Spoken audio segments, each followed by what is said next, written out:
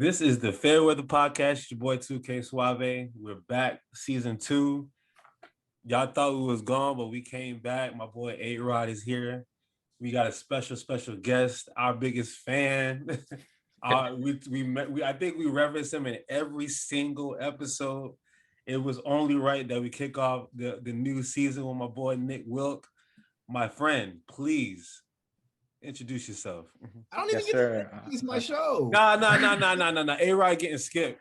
All right. A-Rod, you getting skipped. All right. Nick, all right, first Nick, you introduce yourself, and then you can bring A-Rod in. What's up, fellas? Just thankful that you guys having me on the show. I listen to your show. I watch you guys, every Wednesday or Thursday. So I appreciate all the shout outs, man. So I'm just happy to be on the show, be the first guest for season 2, man. I appreciate it. Thanks for having me on. Let's get it. Quick question before we let A-Rod speak. We're not gonna let A-Rod speak yet. What was your favorite episode from season 1, if you recall? I don't know. I think. Sorry, bro. Hey, listen, we got a special guest. I'm letting Nick talk first. Go ahead. I think it was the one. I like the episodes where you do the special segment at the end. My favorite segment is where he went to college, but then the other segment that I really liked was when you guys did the celebrity boxing matches and you put those matchups together. That was funny. I like that one. That was my favorite. I ain't gonna lie, that was my favorite too. Yeah. All right, A-Rod, go ahead, bro. Yeah, awesome. Yeah, I'm the co-host and I get third picking on this. Third fiddle. Hey, listen, 6 man of the year is important. Lou Williams, you know what I'm saying? Hello was third pick, so I'm okay with that. Season 2, episode 26, season 2, episode 1. So super excited. It was only right we bring my boy Nick on here. I've known Nick for a long time. We went to FGCU, we bonded there, we took some bullshit classes together, world religions, and we just that's what you got to do. You got to take issues in music and issues in jazz and sports and music. Nick and I bonded on that. We felt like we were the only 2 kids in there that kind of gelled well with each other. So he's a basketball player. I like basketball at that time. Still love basketball, but glad to have you on the show. It's been a long time coming. We do name drop you on a regular basis on the show. We feel bad when we can't do where he went to college. My favorite segment. We're definitely gonna run out of NBA players. I'm gonna have to start switching to NFL and baseball. I'm not gonna run out. I got a whole list that I've typed up from. He's fed me some. I've been thinking of some. Every now and then I watch an old YouTube video. I didn't think about him. So, but remember, they have to fit in that category. A-Rod's preference, his categories 90s to 2000s. They got to be relevant too. So. In there too. You can throw him, but if you throw me George Mikan, I know who he is. I just never saw that man play, man. Listen, I got the 90s. Listen, so back in the day, I mentioned this before. I used to play NBA courtside. You got Kobe in your background, Nick. My first game I got on Nintendo 64 was NBA courtside with Kobe Bryant on the cover. That was my favorite game. So that came out 97, 98. I played that game maybe every day from then to 2004. I mean, this is way past. I still was playing 2K1 and 2K2 with Iverson on the cover. I was still playing all those other games, but I still kept playing NBA courtside for some reason. So I got the 90s on lock because of that game. So I got names, A-Rod. I got a lot of names. And every time I watch an old school game, I remember him. I forgot about him. So whenever we want to do this again, you got to be on your toes. You got me with that one guy. I forgot all about him. And then when I looked him up, I was like, oh my God, I remember because he has those bug eyes. The dude that went to Clemson. I can't think of his name. Played for the Kings and the Hawks. Anthony something. I don't know. Anthony something was his name. I don't remember, but I saw Anthony Johnson, maybe. Oh, the bald guy? Anthony, yeah, him. Oh, okay. Completely forgot all about that dude. Yeah, A-Rod didn't even know he played in the NBA. I had to look him up. I was offended. That was my boy when he was with the Kings. I was shook. I remember Bobby Jackson. I remember all that team, but I went dark on that one. Oh, Anthony Johnson played with Orlando. And he played Orlando too. I'm thinking of Bobby Jackson. Yeah, Anthony Johnson played with Orlando. Yeah, how you forget about him too? Anthony Johnson, he's local. irrelevant anymore to me, man. Like he got his fame with the bug eye look, and he got his fame because he was a baller, right? Okay, all right. Anyway, what we got on tap today? Let's kick off the show. So we do the thing when we run it down, let you know what we're gonna be talking about. Obviously, we have a new special guest. In the past, we just threw the guests into the fire and we just started throwing questions and stuff about them, sports topics at it. But since we had Los on here last, now we have Nick. Let's get to know our guests a little bit more. So we're gonna get to know Nick a little bit. We'll ask him a few questions. You know, if he likes long walks on the beach, stuff like that. Then we're gonna go to the sticky situation in baseball right now with all these pitchers with a foreign substance on their hats, how it's affecting the game, who's to blame on this, velocity is down, shit's hitting the fan left and right, and everybody's pissed about it. Is it like the new steroids again? What's going on? So we'll tackle that. We'll talk some NBA talk. Obviously, it's the conference finals, East and West. We'll talk about the injury bug that was predicted from Nostradamus, LeBron James himself. We'll talk about myself. I predicted it too. But, and KK. We'll talk about Dame time, what that issue's going on there. And then another fun topic that KK and I kind of been texting back and forth on, and I think everybody's seen it on the internet, is Scottie Pippen versus Phil Jackson going on. Scottie Pippen versus the world right now. Yeah, so we'll discuss that in the segment there as well. And then, of course, we have Nick on here. We have to do his favorite segment. Plus, it's first time back on the air in 2 weeks. Seems so long. So we will do where he go to college at the very end. And we'll do a little twist on it for you guys. So Nick will ask me his list. And then KK and I will ask Nick where he go to college. So we'll have a little bit of fun with that segment. Since he feel like he know everything, so I got to make sure. I got to see if Nick is about that. So we gonna see.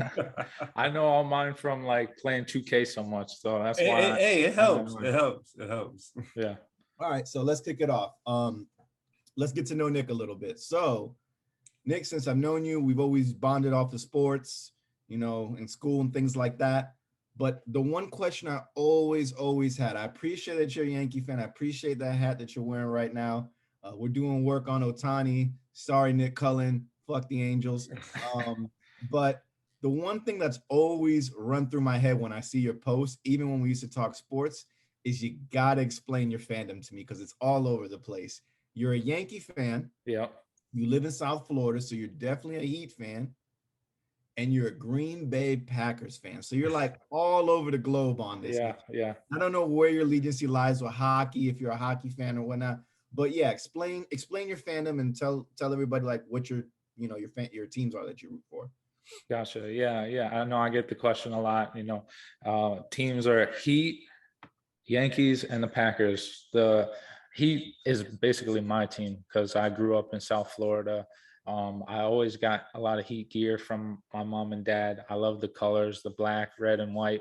I had a lot of Heat gear growing up. I had the Tim Hardaway jersey, Alonzo Mourning jersey. We used to go to the games, sit all the way up in the last section, in the last row at the old arena. And so that's my allegiance to the Heat. I've been a Heat lifer ever since. Okay. And then with the Yankees, my mom's side of the family is from New York. Right. And, you know, growing up, my grandpa, he was a big Yankee fan. He was like a serious, like silent, sweet dude.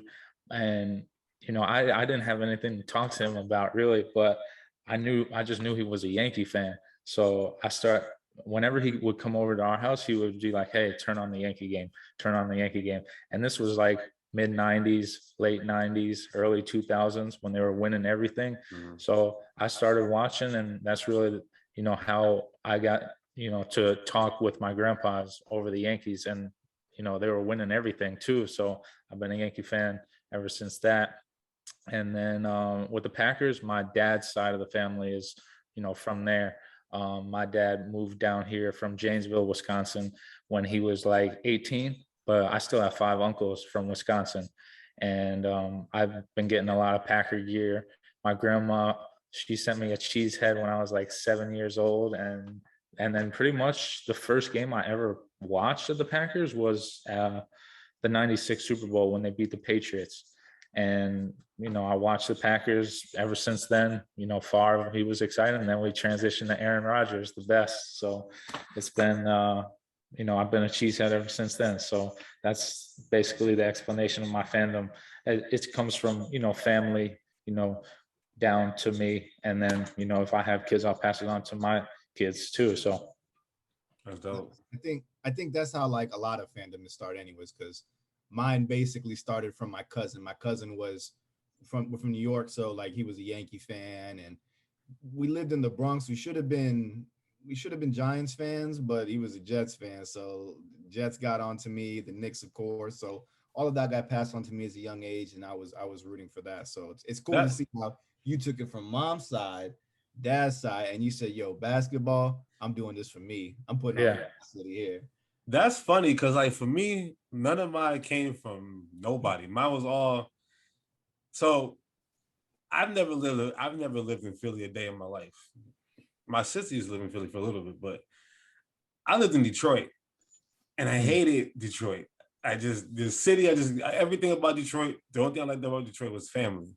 However, a young man at that time by the name of Allen Iverson came onto the scene. Like my mom was like an anti-Jordan fan. So she was a Knicks fan, and then she was a Heat fan, and then she would bounce back and forth. But she was mainly a Knicks fan. And so I could have easily been a Knicks fan, but I don't know. I wasn't really feeling it. Like I remember like I was a casual Knicks fan, but they didn't do enough to bring me in, right? But then Allen Iverson came, and I was like, that's who I want to be like. I wanted to do anything to do with Allen Iverson. So Philadelphia was just like, all right, I got to gravitate to. I love Philly. So like Fresh Prince of Bel-Air was on in the 90s too. And I was a big Will Smith fan at the time. So I was like, you know what? Philadelphia is my city. Then I moved to New York, and I lived in Brooklyn. I hated Brooklyn. I just didn't like the city. I was like, man, it's so, every night there was rats in my shoes. And did you live in gentrified Brooklyn or real? No. I lived on Pickens Avenue. No, it was not gentrified at all. It was police. It was sirens every night and rats in my shoes. And, we got threatened by our neighbors and writings on the wall. No, it was bad. I went to PS 306, look it up. But anyway, and I just hated Brooklyn. I just had negative memories of Detroit and Brooklyn.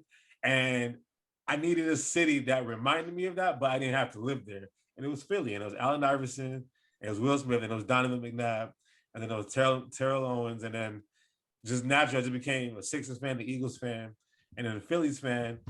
And I was never a Flyers fan, but go Bolts. I'm a Lightning fan, so go Bolts. Yeah, go Bolts. But yeah, none of mine had nothing to do with no relatives, no nothing. I was always like to single myself out away from everybody. I didn't want to be what everybody else was. So I feel like Philly was like the closest thing to be like different, but not too far away. Because like same thing with music. As when that time was coming up, I was a Jay-Z fan, but like Jay-Z was rocking with Philly a lot. B.D. Siegel and Petey Crack and all that stuff. So I just got into the Philly stuff. Like I became a Philly music fan. It was just weird how it happened, but yeah, it's weird. All right. So as far as I've known you, we were always hooping on the court with the kids in college at FGCU on the downtime. Yeah. So is basketball your favorite sport to play? Yeah, definitely. Growing up, I didn't play anything but basketball, really. Maybe flag football, a couple of years, but it was just basketball all year round for me. So you live in South Florida your whole life? No. I was born in Long Island. Came down when I was like 5, and then been in Boca Raton, South Florida, and then I went to Florida Gulf Coast for 3 years in Fort Myers, where I met A-Rod, and then Orlando at UCF for 2 years, and then after that moved back down. So back in Boca now.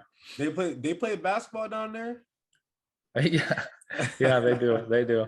Yeah, it's it's a little hot on the blacktop. I don't know if I could play outdoors right now, but I try to play indoors, mostly like LA Fitnesses, gyms that I coach at. So I will say the big, like for me, spending like the first portion of my life up north, football wasn't really a thing for me.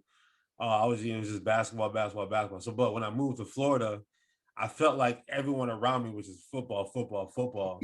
So, I always got like, when I got to Florida, everyone was like, football. And so that's why I started kind of falling more in love with football at that time.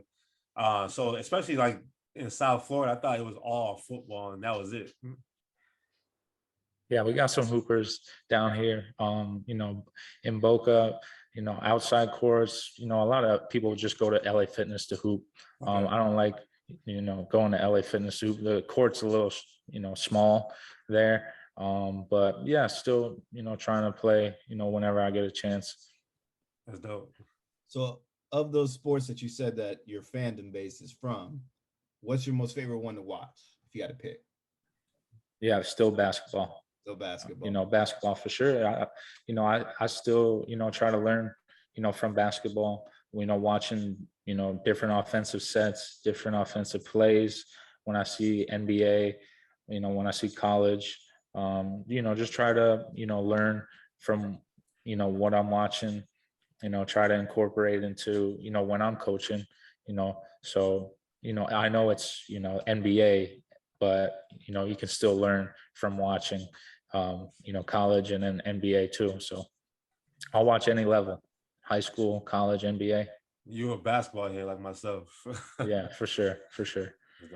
Tell them kids you got to throw a right hook like a Ron Artest can.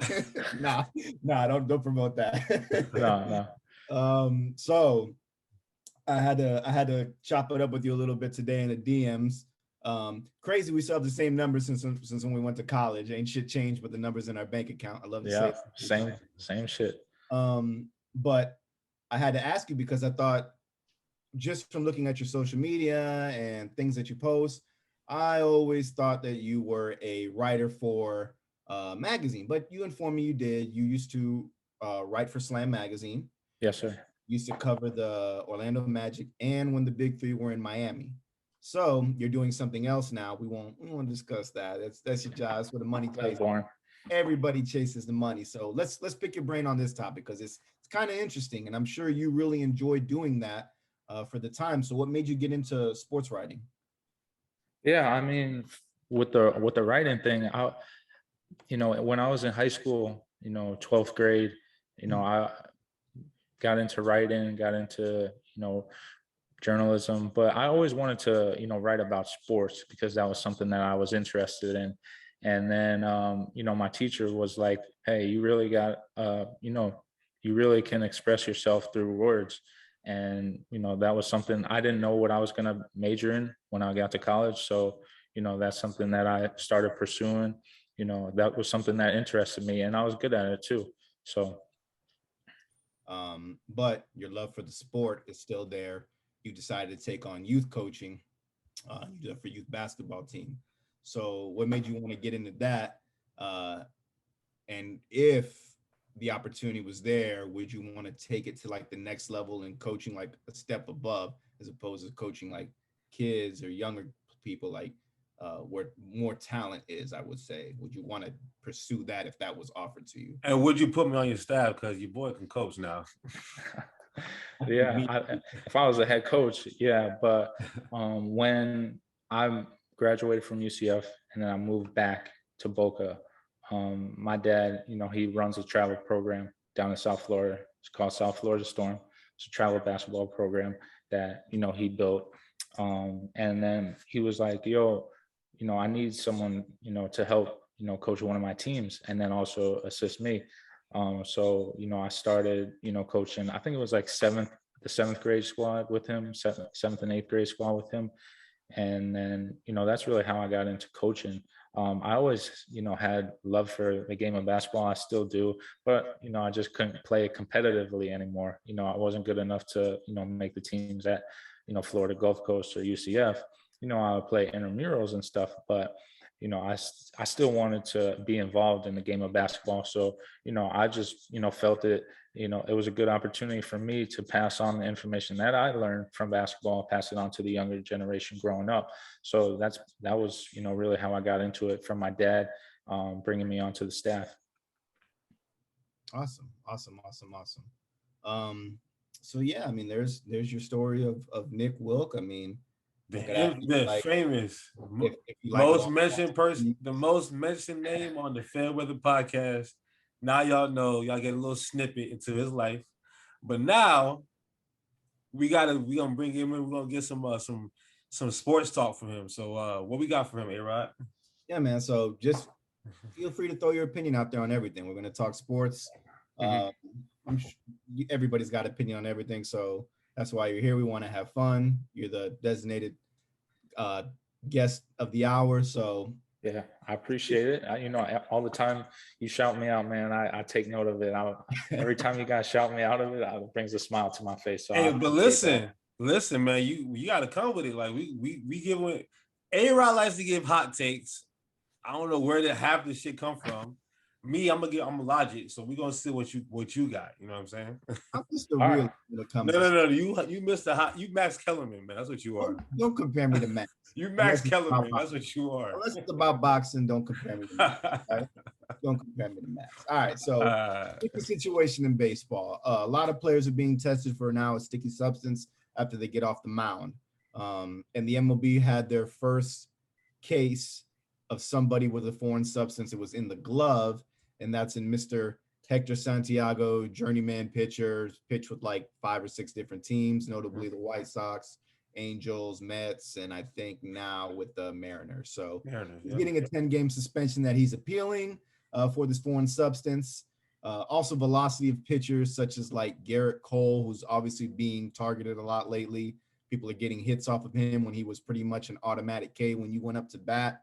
And Mr. DeGrom, what was it, 30 something innings that he didn't give up a run. He gave up 2 runs the other day. Yeah. So my questions to this, and this will be open topic, obviously, for all 3 of us.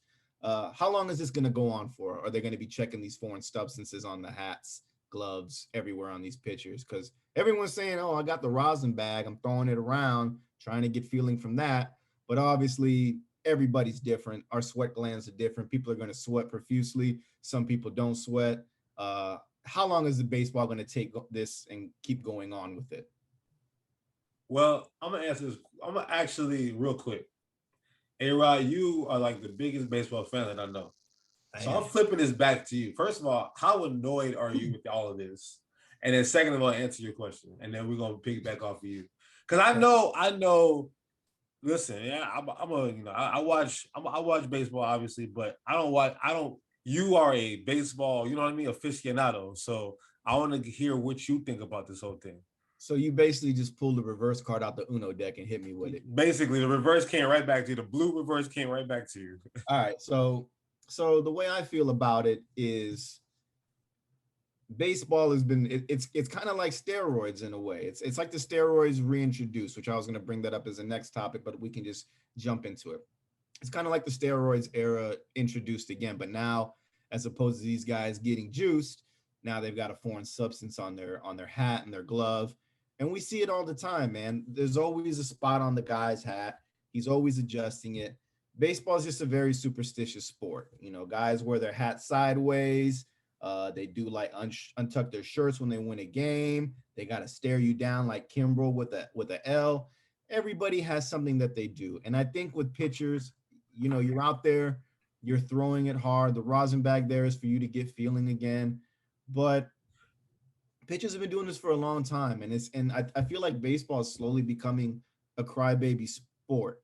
Now, if this foreign substance is truly changing the game in a way that players are, you know, like Jacob deGrom, the guy's a phenomenal pitcher. Do I think the foreign substance is making him pitch the way he is? I really don't think so. I think the guy's pretty much a stud when he comes out there and he knows how to pitch the ball, the different frames, read the batter, know how to get these guys out. But like when guys are going out there, the guy I can put into references is Carlos Rondon for the White Sox. Dude is a mediocre pitcher. He's the back end of your pitch staff. He's probably your 3, your 4 on any team. He was a big prospect coming into the league, and this year this is like year 6 or 7 for him, and he's having an elite year where he's thrown a no-hitter. He's just pitching lights out. There's some questions there. I mean, I get it. Everybody has one good year, maybe, but when it's continually mediocre and then you're having a stud year, there's things to question there. To me, I blame this on baseball. Like, you should know what you're looking for, and if there's something you don't like, you should be telling these guys, "Yo, that's illegal. Don't do it. We're gonna fine you." But for somebody to say like into the league and they're like, "Oh, he's got a foreign substance on it. Like, this has been how many years now, and you're gonna bring it up now?" And it's like pulling these guys off the mountain. Like, we're gonna check you now. Now you're making the game even slower because now you got to check them. And we've talked about this in other episodes about how like the length of the game and all that stuff has increased. And listen, to me, I don't see what you're not putting a foreign substance into your body. You just got put, it's in your fingers. But they've been having foreign substances in their hats and shit since 1905. Yeah. Why all of a sudden it's a big deal? Like, what I think right now, all of a sudden, because it's a big deal, is because MLB is just looking at the like offensive numbers, offensive stats. You see, total lineups under like 280. People batting in the starting lineup under 200 now. Mm-hmm. The offensive numbers are way down right now. So I feel like with the MLB, when they look at it, they're looking at with the sticky substance that there's a advantage to the pitchers, right? And that's why there's been 7 no-hitters so far this season, and they view it like it's boring for the fans because you see a lot of pitching duels. You're not seeing home runs, crack of the bat, home run gone, grand slam gone, people batting above 350. I think just MLB wants it to be more hitting, give the batter more of an advantage and take that advantage away from the pitcher. Like, some pitchers, they might be affected by it. Like, look at Glass now from the Rays. He said that he got injured because he was gripping the ball too hard. Garrett Cole, his like RPMs or revolutions per minute are down. I don't know what that stat is, like how they track that, but you got other pitchers like DeGrom. That dude is just nasty. He don't seem to be affected by it at all. I mean, he's still got an ERA. What is his ERA now? Like 0.69? 0.59 or something like that. Yeah, they came up with a new stat for DeGrom. His ERA was like 0.69 right now. They came up with a new stat for him. I looked it up. I saw it on Twitter. EHA, earned hit average. So per 9 innings, he averages 3.46 hits. And that's wild. And so even as a batter, he's actually 12 for 29 at the plate, batting .414, and he has 6 RBIs. He's allowed 6 earned runs all year. So just a little stats there. That's for you. Wild. Yeah, it's remember I told you, A-Rod, what did I say? The chicks dig the long ball. Yeah, so for sure. And now it's the stud pitcher. So like sports, things evolve all the time. Like, look at the Wildcat. The Wildcat is slowly coming back in football. Basketball, the big man, like the stereotypical big man, disappeared. Now he's kind of coming back in DeAndre Ayton, because you're never going to see DeAndre pull up and take a 3 at the top of the key. But like, he's your typical big man down low. He's doing his job, things like that. So like baseball, why doesn't it evolve? Do we have to see the same boring game over and over again? I mean, don't get me wrong. Like, a guy who's hitting 220, it would not be starting for me. He'd be being benched a lot to fix his mechanics. But pitchers coming out there and good pitchers at that, pitching well, you gotta reward that. It's a different time. You're gonna see pitchers do well. You're gonna see guys strike out against those guys, and that's good for baseball in my head on that. But when guys who are at the back end of your rotation have suddenly made a name for themselves coming out there, then you got to kind of question things a little bit. And to me, that's how I would look. If your ace is struggling and he's an ace, like if DeGrom was out there giving up 9 runs like for 5 games, I would think, it was all a fluke. We were all tricked. He got us. It was a good magic show while it lasted. But look at Ohtani. The injury bug bit him his first 2 or 3 years in the MLB, whatever it was. And now this year, he's come alive. He hasn't been hurt. They rehabbed him right. He's pitching pretty well, except for today. And everything else is playing along the way it should be with him. Glass now, he was always a big name prospect with the Pirates. He was mediocre there because he had like a shitty team around him. But then the Rays get him. They have a good team around him, and he's pitching well. So there's guys I don't have a question against why this is going well for them. But when no names are having career years and everybody's throwing no hitters, the most no hitters thrown, I think I threw the stat out there. I saw it was like 1908, 1918, something like that. It's crazy. It was 8 no hitters. We're at 7 right now. Yeah, we were on pace to have 30 no hitters. Last night we almost had a no hitter. Almost, yeah. So look, but check it out though. So they should just let pitchers have the sticky stuff. And if a guy want to take steroids, let him take steroids. And then we got an even playing field. Anything goes. We got an even playing field now. Like what's wrong? What's up with that? I feel the same way too, man. I mean, baseball has not given a finite rule of how we're going to manage this. You can put a foreign substance into your body and give you all these muscles and strength to hit a ball out of the yard. Now we're going to penalize you for that. Now pitchers that have been doing this for a long time, I know in the past they used the dirt, they used their saliva, they used their sweat, they used whatever. Now they found a way to put pine tar here, some other kind of foreign substance for them to get some kind of momentum on the ball. And who snitched? Who snitched?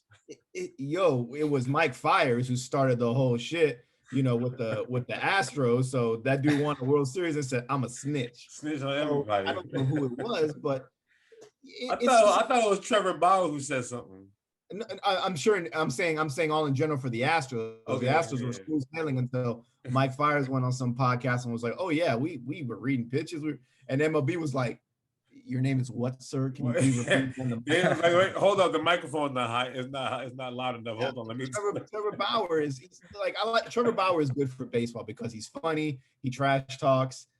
He don't put up with no shit. He's very comical. But like now you put a witch hunt on, and now you've got a charge against you for slapping a chick. So welcome to that tribe. But regardless, it's just like, when is baseball going to get it right on how we're going to manage our players and what they do? I think basketball, like if you hit a woman, you're automatically getting suspended. We're going to look at it, and blah blah blah. If you get tacked with anything, like these other programs know how to handle it. But baseball is just like, oh, this is new. When is baseball going to become a player's sport? Listen, I'm sorry. Listen, my big problem with baseball I've always had, it's like they want to be stuck in 1906. Yeah. I'm sorry, bro. It's 2021.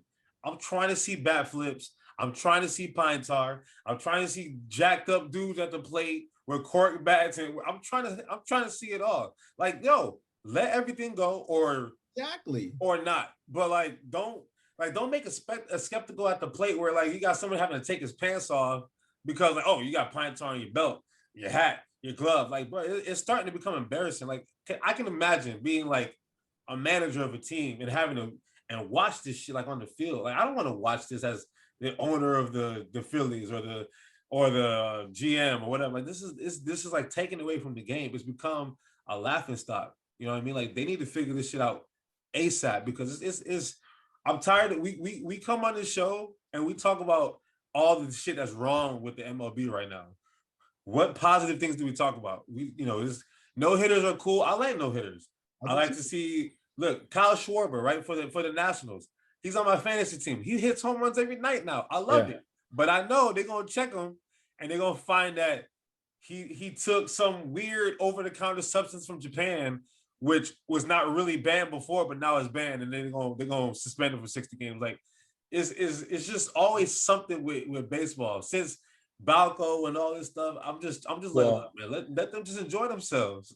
Well, right now, the one good thing about baseball is the young talent coming up, and A-Rod, you know about that. Like, Yankees, they got Jason Dominguez, the 18-year-old catcher that's being compared to Mike Trout, Mickey Mantle. You got, Vlad Guerrero Jr., Tatis, love it, Bo Bichette, like Biggio, Blue Jays are stacked with that. And, Acuna, you got these young, talented players coming up. Otani, man, these young guys are going to take over the game. Yeah, and that's good. And you can tell these young guys, they do it their way. Like, listen, these guys are young. Like, they're gonna have fun. They're gonna flip their bats. They're gonna do whatever. But what baseball is gonna do is make them have to feel like they're 50. And by the time they're a few years into the league, they got to be boring again because baseball don't know how to market the superstars. Like, how is Mike Trout not more marketed? Like, Mike Trout is, to me, one of the best baseball players I've ever watched. Yeah. And you don't see him on no commercials. You don't see him on nothing. A-Rod, like if you were out in Venice Beach, California, and Mike Trout was like, with his surfboard on the beach, just walking, would you recognize him or no? I don't think I would.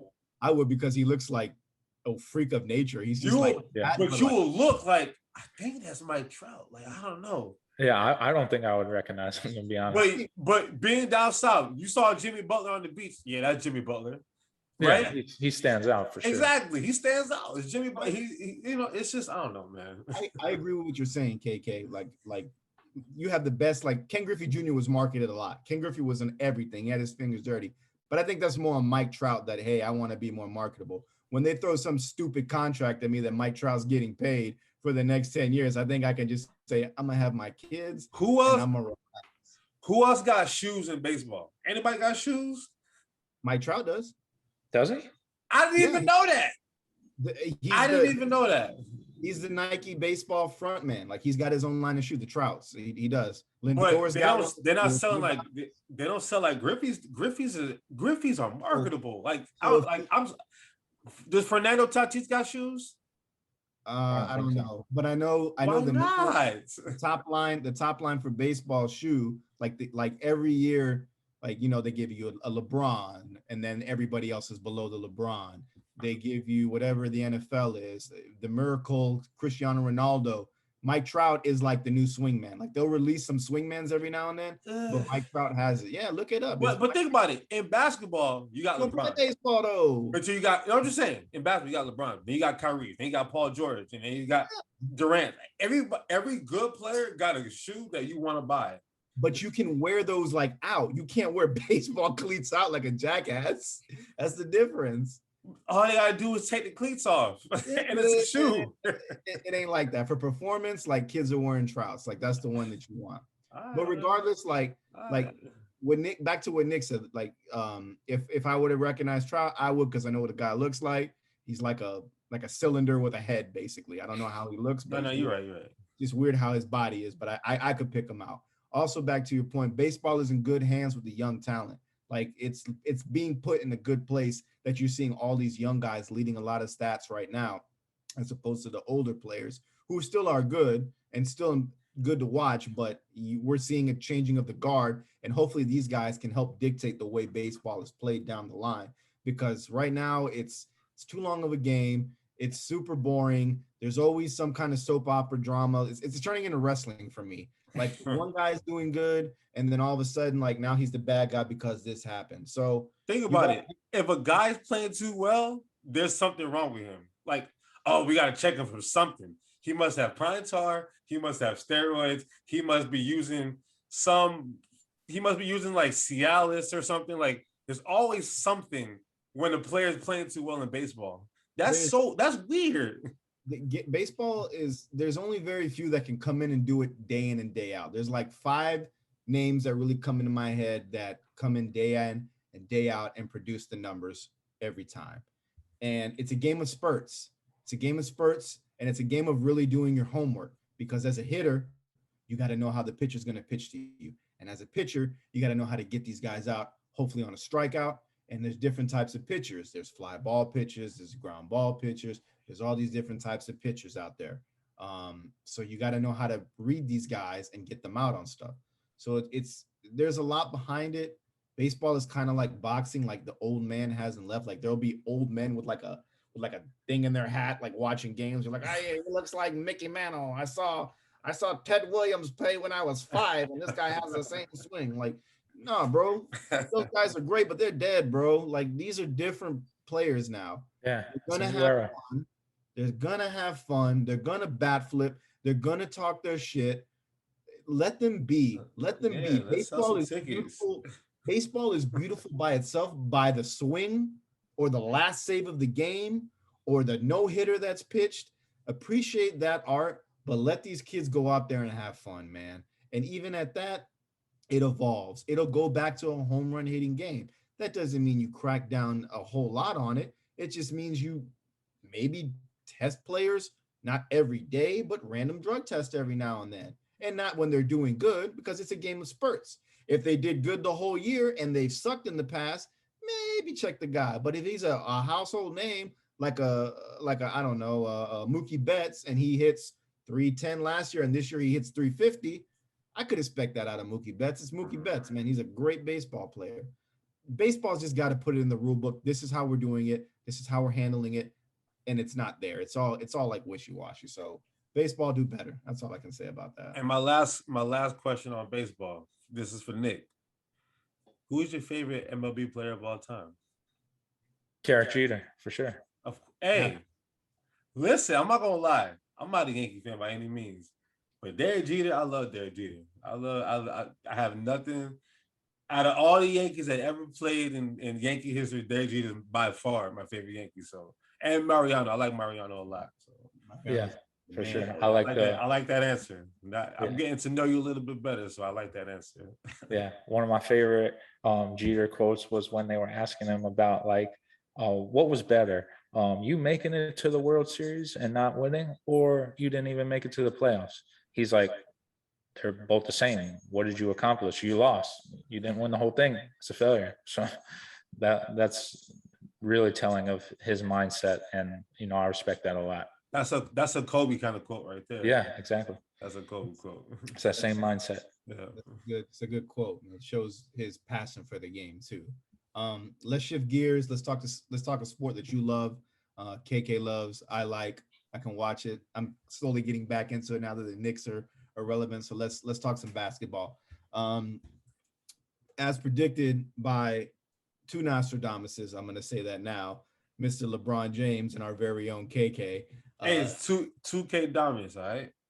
I can run. I've been, if you ask people who know me, I've always been 2K Diamonds about a lot of things when it comes to sports. So you're gonna switch the Twitter handle or the Instagram handle? no handles. Hey, I'm suave still, so it's all right. All right.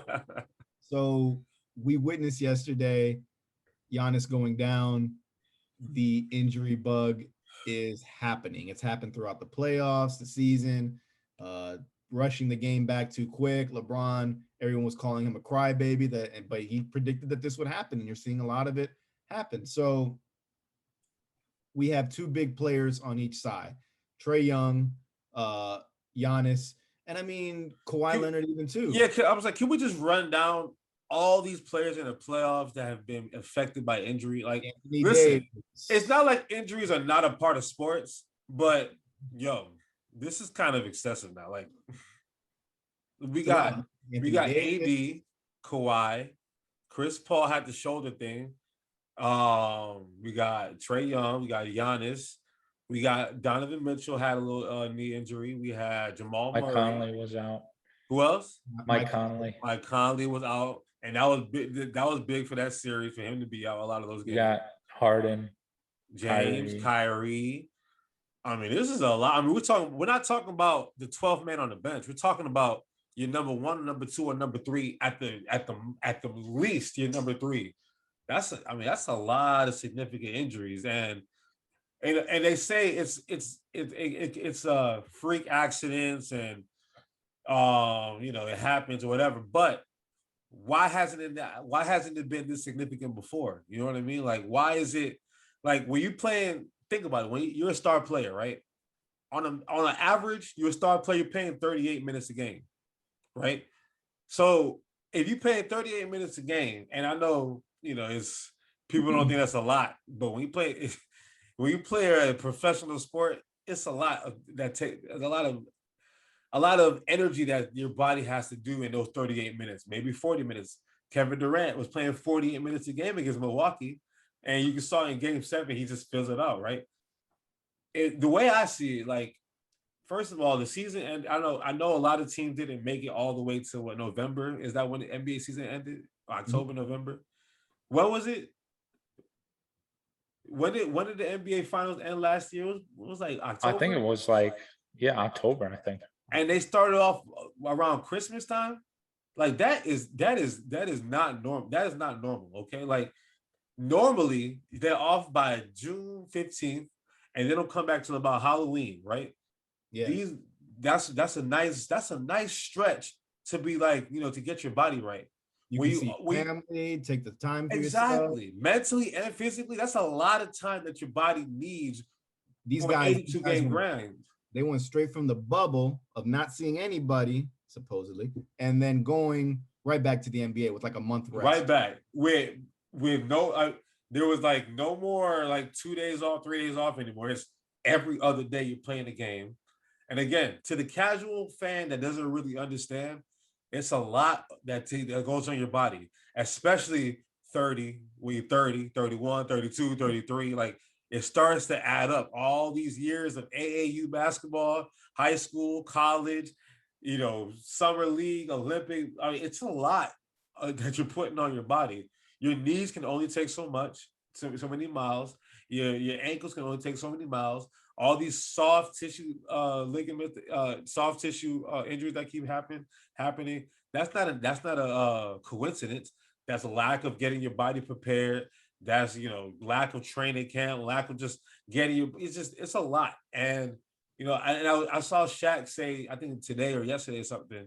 He was saying, a lot of people lost their jobs during the pandemic, and players that are complaining are making $200 million. But look, I don't care how much I'm making. My body is my body is what makes me money. So I need my body to be 100% as close to 100% as much as possible. And you can't be as close to 100% doing what they did. Like they should have started this season around MLK Day, like I said before. When I saw that they were starting around Christmas, I'm like, that's a mistake. And I knew it back then. A lot of players knew it back then because you knew everyone wasn't happy about that. I don't know, man. I'm ranting right now because I'm actually kind of pissed off because I love basketball so much, and I'm not saying that it's a fluke that whoever wins the championship this year is a fluke. I'm not going to be the one that says that, but I will say, look at all the major injuries that happened this year. Like it's a lot. It's a lot of major injuries, man. It's crazy. Can I propose the question real quick? So with all the injuries that have happened, who is to blame on this? Is it the NBA and Adam Silver, or is it like the rehab? Nick, I'll have you answer that question. Well, yeah, I think it was just like a money grab, because if they didn't start the season like, in December, NBA was going to lose a lot of money. They were going to lose a lot of TV games, if they didn't start the season on time. And so they were like, yo, even though, we're starting the season and we didn't really have off season, let's just go. We got to make that money. We got TV deals and stuff like that. We got sponsorships that we got to adhere to. We're not playing. The players are playing. Get them on the court and let's go. I mean, and that's what all these, think about it. We talk about baseball, cracking down on things. I think it's a money thing. NFL adding a 17th game and, all the stuff that they're doing is a money thing. The NBA starting earlier than they need to is a money thing. Like everything is a money grab. And when you start chasing that dollar too much, you're jeopardizing your players. I mean, at the end of the day, those are the guys that are making you money. You know what I mean? Like, I'm not trying to watch. And I have a clip that was actually, I like to watch some of the old episodes from season 1. And one of the things we were talking about, the episode that we had about the Brooklyn Nets all taking PTO days off. And I'm like, I'm not trying to sit here and watch Joe Harris all day. You know what I mean? Like, as much as I didn't want to see Brooklyn win. I wanted to see them at full strength. I'm not trying to watch Kevin Durant and Joe Harris all day long. Like, I want to see Kyrie and James Harden on the floor. Like we watching Milwaukee. Listen, I'm not gonna lie. If Trae Young and Giannis can't play the rest of this series, I am not trying to sit here and watch PJ Tucker versus Kevin Hurt. I'm not trying to watch that. I'm sorry. Like it does. And in the Clippers series, if Pandemic P keep doing what he's doing, man, congrats to Pandemic P. But like, damn, I'm not trying to watch Terrence Mann versus what's his name? Campaign. Against Cameron Payne. I'm not trying to watch that. I'm not paying my cable bill to watch backups play. Like I can go watch the Big Three with Ice Cube in a couple weeks. I can go watch the Euros, Euro League in soccer. I can go watch the Olympic trials. Luka Doncic is playing right now for Slovenia and stuff. So I can go watch that. I'm not gonna sit and watch Terrence Mann and all these other. I'm sorry, I'm not trying to do that. Yeah, I feel like the Nets, they did a good, thing managing during the regular season their star players' health. Yeah, we didn't see them play like 6 games together in the regular season, but they were managing their players' health for the playoffs. It still didn't even work. You still had the injuries to Harden and Kyrie. They were trying to manage it, their players' health, and get to the playoffs and be full strength for the playoffs. It didn't even work like that. So it's a shame we didn't get to see more of them. And I really wanted to see the Nets, go farther in the playoffs, get to the finals. So, but to A-Rod's question, we say, do we blame Adam Silver or the training staff? I mean, can we put some of it on the training staff? Like maybe the Lakers fired their head trainer. Like they fired. That's what I'm saying. Yeah, maybe. Like, I don't know what AD did in the offseason, but AD came to this regular season and Draymond said he wasn't in shape. We all knew he wasn't in shape. I mean, he was not the same. Yeah, and that could be an AD problem. That could be the train. I don't know whose problem that is, but the Lakers have had a notorious history lately of their players always being hurt. All of them, not even the start, all of them from top to bottom. Kuzma too. I think that's more of like, I won a championship and I'm a novice to this. So like, I'm going to look at Kuzma. Kuzma sucked this year, notoriously horrible this year. Alex Caruso wasn't even a shell of himself from what he was last year. Hey, shout out to Alex Caruso, by the way. I don't think we've been on since Alex Caruso was going through. That should have been my background. That should have been my background, was that mugshot, man. Shout out to my dog, Caruso. he can bring the Henny to the barbecue anytime. Hey, that's my wherever he want, man. That's my boy now. So. But yeah, I mean, I don't want to point fingers at certain training staffs. Like if I was the head the trainer for the Rockets, I'd have been like, yo, that boy fat and he came in here like that. It ain't me. He be eating cheeseburgers. Like, let's get rid of his ass. So that's why James Harden obviously is gone. He's definitely way out of shape. He's not in basketball shape. We saw it. We saw the memes. We saw them making fun of it. But his body is not conditioned to play. Did he have hamstring issues in the past? That dude's been pretty healthy his entire career. I don't think so, right? Yeah. No, I don't think so. So that boy's fat. That boy's fat. Like, you gotta think about it. Like, when a player starts having issues with a body part that they normally didn't have issues with, like, I understand, like Kevin Durant, he had an Achilles issue. Of course, when you have an Achilles tear, everything in your legs is vulnerable, right?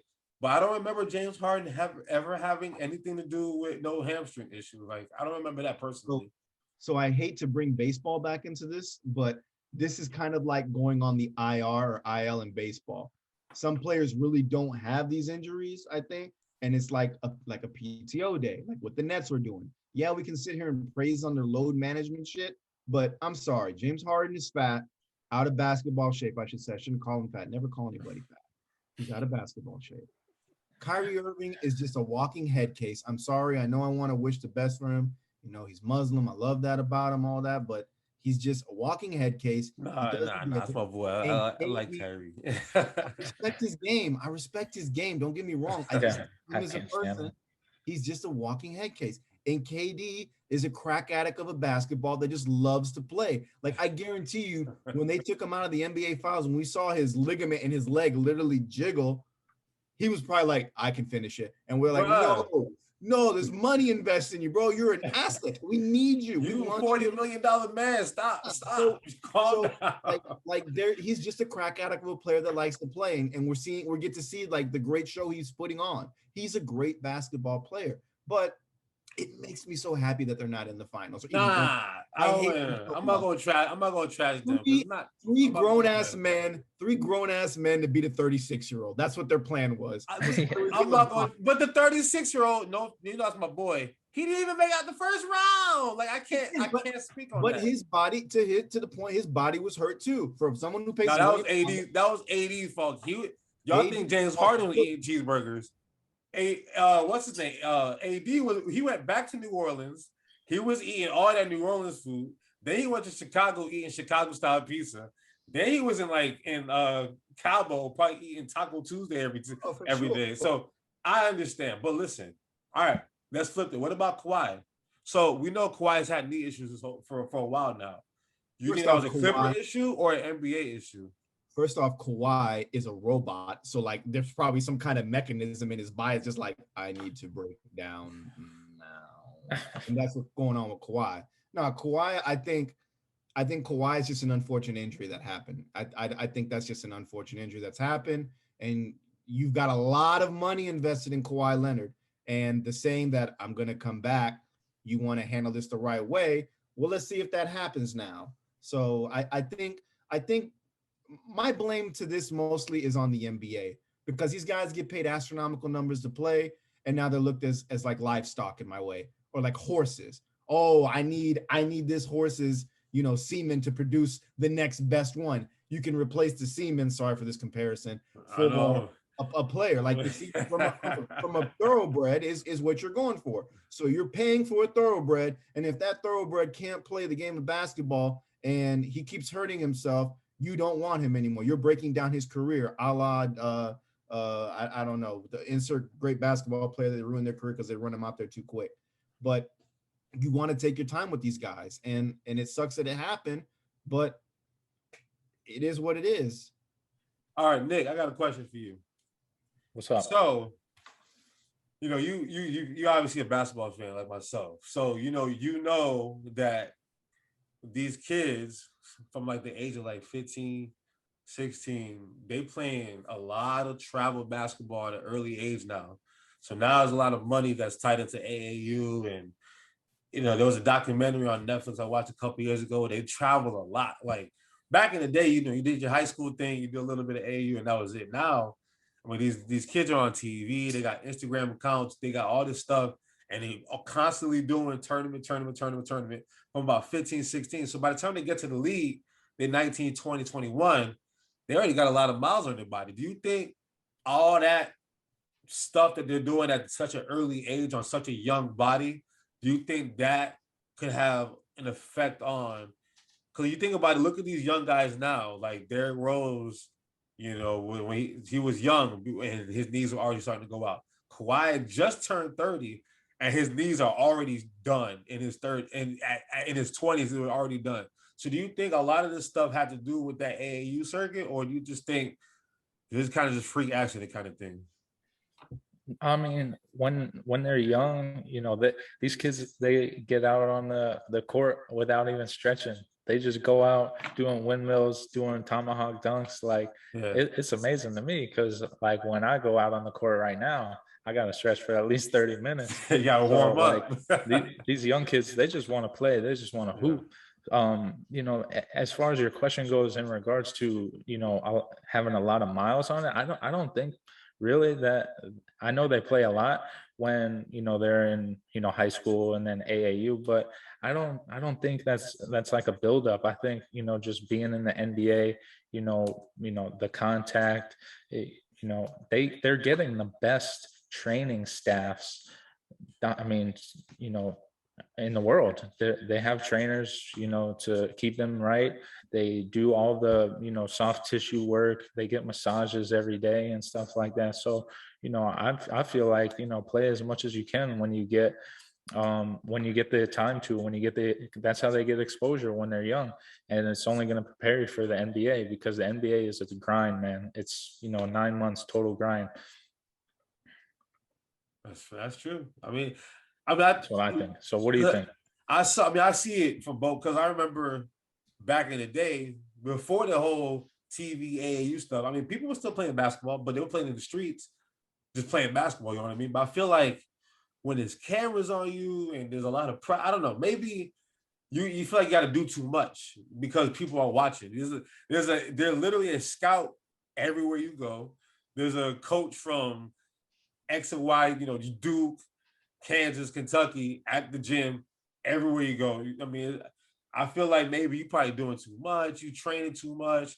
I mean, everybody got a basketball camp now. Everyone goes to it. LeBron camp, then an MJ camp, then a Kobe camp, then a Derrick Rose camp. Like everyone's going to so many camps, so many AAU tournaments, so many high school this and this, that, and the third. And I feel like it starts to just wear down on you where you're traveling a lot. And I always say travel, you let's say, for example, you have like Kawhi, he has like a knee injury, and they're saying he can't be on a plane. Like all that, you do all this bang, bang, bang, bang, bang, and then you travel, right? You're cooped up in the airplane or the elevation, whatever, kind of mess with your knee or whatever. Like I've heard a lot of different doctors say a lot of different things about too much travel at a young age. So I don't know if that has something to do with it, but that's why I asked. I mean, I don't know if that's you do youth basketball now. I don't know if you feel like these kids are overexposed or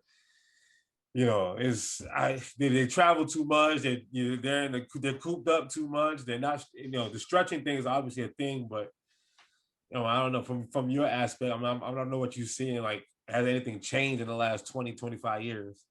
Yeah, I mean, like I'm not at that like high level, high school AAU level. My team, we don't do national tournaments. We stay, statewide in Florida.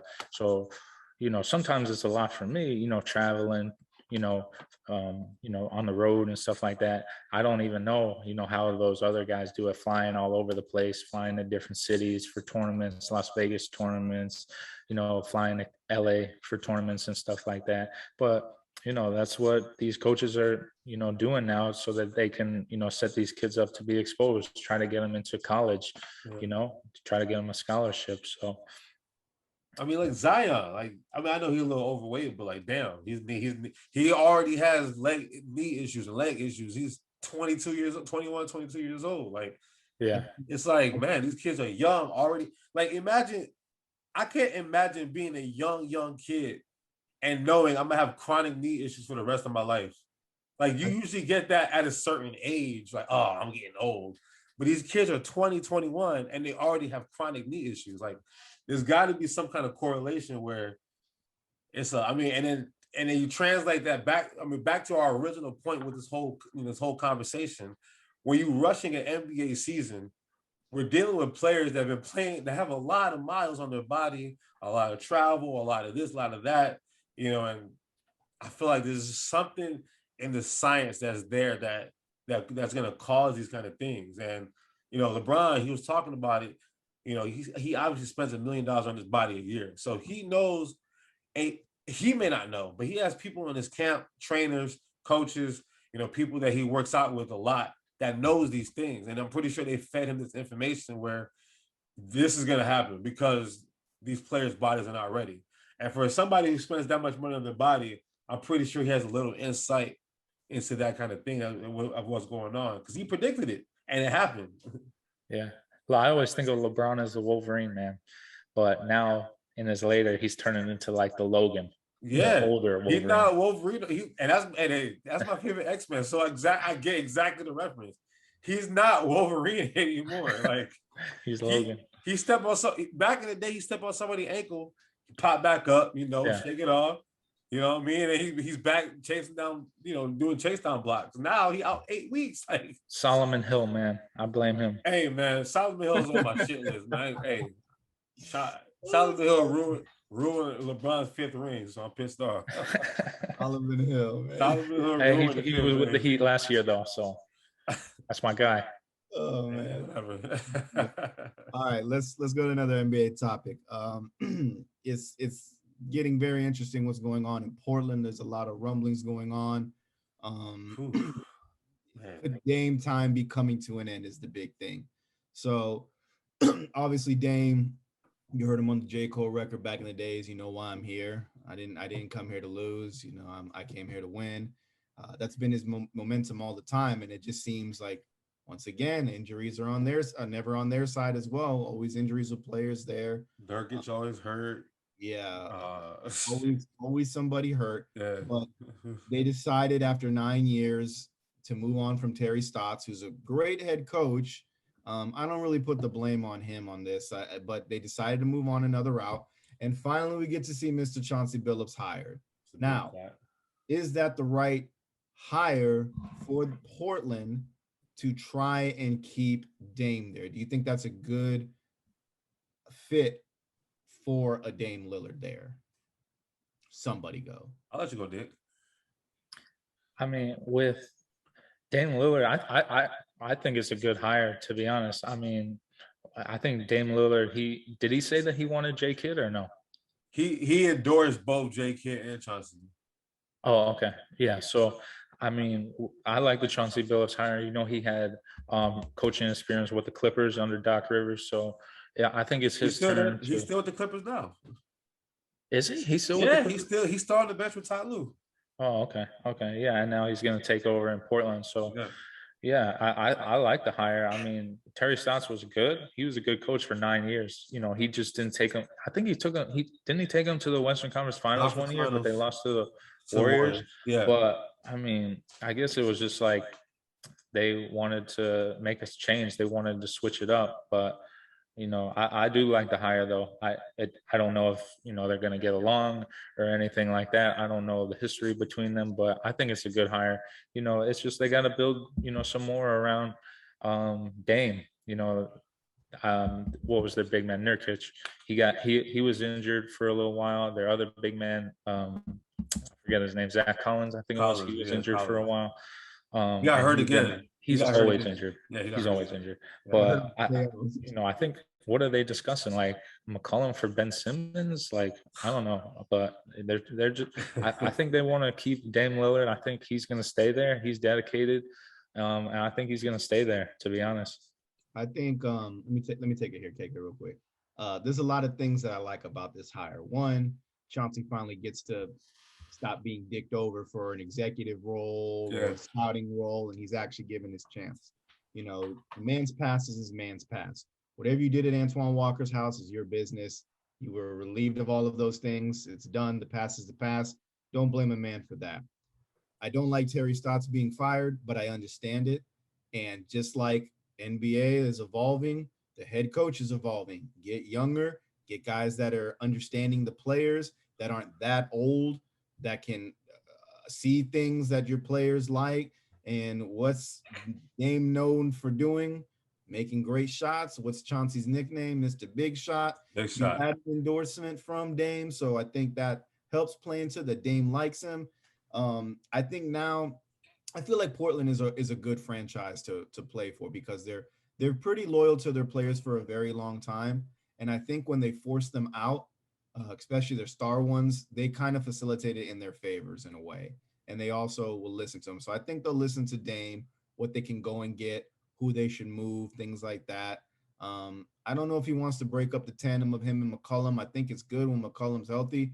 I just think you got to get bigs that are always healthy. I think the McCollum, Anthony, and Dame trio is really good, but your bigs are always hurt. Rocco's on that team, right? Robert Covington's still there, yeah. Covington's got to be healthy because he's a good defensive big man out there. And just the dumbest thing they did all year was getting rid of Gary Trent Jr., which I'll never understand why they did that. Yeah, I didn't like that move either. That was foolish.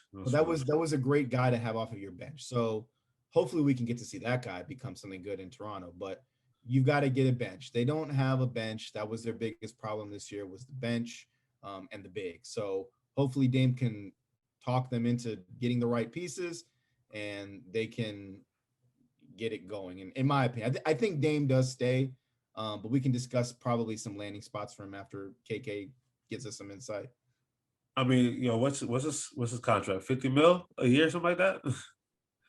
You got to trade for a $50 million contract. So it's like 40 or 50. I don't know who the hell got the money to even make that happen. So if you're a major contender, you probably don't have like AD and LeBron already cost a lot. Who else is a contender? New York could be a place, but like the thing about Portland is I like basketball in the Pacific Northwest. I want ballers come out of the Pacific Northwest. Jamal Crawford. Jamal Crawford is like one of my favorite players of all time from Seattle. So I want basketball to come back to Seattle. I want to see the Pacific Northwest be great when it comes to the NBA. Portland has had a pretty good, history as far as a basketball club with the Arvydas Sabonis and Rasheeds to the Clyde Drexlers and the Terry Porters, and they've the Bill Walton. They've always had a good culture. You know what I mean? So, and I feel like Dame has continued that culture. When they had LaMarcus Aldridge, they had a lot of these guys before, Brandon Roy, but and I feel like Dame he's a type of dude that's a loyal kind of dude. You know what I mean? Like, I don't think he's the type of dude that's gonna ask for a trade or nothing like that. But when you somebody the caliber of Dame Dollar, you want to make sure that your team is doing everything they can to make you happy. Because at the end of the day, yeah, Dame, for whatever reason, and we talk about it, me and you talked about it before. I know a lot of star players talked about it. For whatever reason, he's still disrespected. And I don't, no matter what he does, like, he mentioned it. He mentioned it recently. Like, I felt like he was the MVP candidate this year, and he wasn't a finalist. Steph Curry, AC, no, and I got no. I've already apologized to Steph Curry a couple of episodes before, and I got no problems with Steph Curry, but I don't understand how an AC Steph Curry is a finalist for MVP, but Dame is not, because CJ McCollum did not play majority of the season. Nurkic is always injured, and they got to deal with the trading of Gary Trent Jr., which we thought was stupid. And his Canada's this and that. You don't know what you're gonna get. Like, I don't understand what they do in Portland, but the common denominator of why they're at least a relevant organization and why they make the playoffs every year is Damian Lillard. So if I'm Damian Lillard, you got to put something around me to make me feel confident. Like, I love the Carmelo and all that stuff, but look, he's old. Carmelo Anthony is not going to be the reason why you make it to the NBA Finals at this juncture of his career. Okay, he's a very, very good role player. And it's weird for me to say it about Carmelo Anthony. As much as I love Carmelo, he's a Hall of Famer, but he's a great role player. That's all he is right now. CJ McCollum, as good as he is as an offensive player and all this stuff, to me, he's just he's a better Chris Middleton to me, where he's not going to be the reason why your team's going to win a championship, but you need him on your team. But to me, CJ, what the Portland Trailblazers were trying to do was, look, if Steph and Clay can do it, copycat league, Steph and Clay can do it, shoot, why can't Dame and CJ do it? That's what the Wizards tried to do, John Wall and Bradley Beal. That's what a lot of these teams are trying to do. Like, give me a point guard and two, are we good? I don't think CJ is like that. I think, and then this whole thing with Ben Simmons, listen, you know me, bro. Right now, we haven't spoken since this whole dark days. We haven't spoken, right? I'm done with Ben Simmons. We could use a CJ McCollum, but Ben Simmons and Dame Dollar, that's not going to do nothing. What is that going to do? Yeah, it's not going to do anything. So what CJ needs is either a change of scenery where he has two bona fide stars with him. Like, think about it.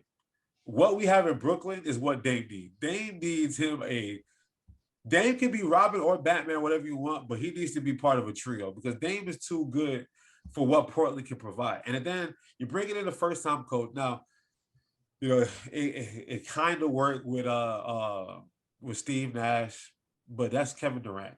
It kind of worked with Steve Kerr. It worked with Steve Kerr, but to me, that was more the organization.